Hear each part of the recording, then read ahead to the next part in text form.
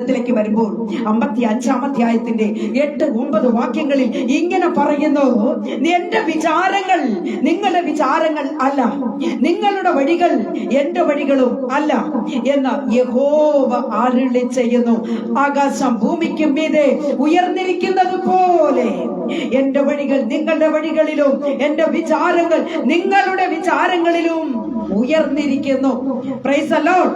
ആകയാൽ തിരുവെഴുത്ത് പറയുന്നത് ഹല്ലേലൂയ, വിചാരപ്പെടരുത്. Praise the lord. ഹല്ലേലൂയ, വിചാരപ്പെടരുത്. പലപ്പോഴും നാം വിചാരപ്പെടുന്നത് നന്മയല്ലാത്ത വിഷയങ്ങൾക്ക് വേണ്ടിയാ. ഹല്ലേലൂയ.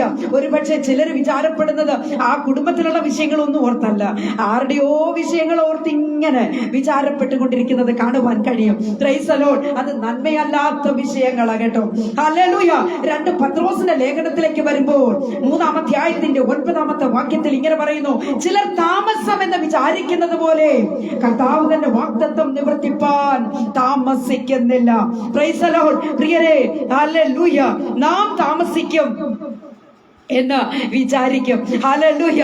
എന്നാൽ പ്രിയ ദൈവ പൈതലേ, ദൈവം തക്ക സമയത്ത് അത് ചെയ്തുകൊണ്ടിരിക്കും.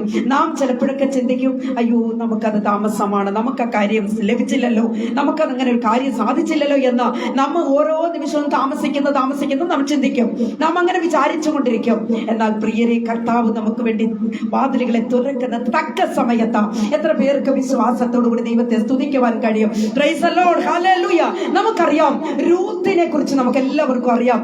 രൂത്ത് 1-ാം അധ്യായത്തിന്റെ 13-ാമത്തെ വാക്യത്തിൽ ഇങ്ങനെ നാം വായിക്കുന്നു, നിങ്ങളെ വിചാരിച്ച് ഞാൻ വളരെ വ്യസനിക്കുന്നു, നിങ്ങളെ വിചാരിച്ച് ഞാൻ വളരെ വ്യസനിക്കുന്നു. ഇവിടെ പറയുന്നത് നവോമിയാണല്ലേ. ആൾറെഡി നമുക്ക് എല്ലാവർക്കും അറിയാം,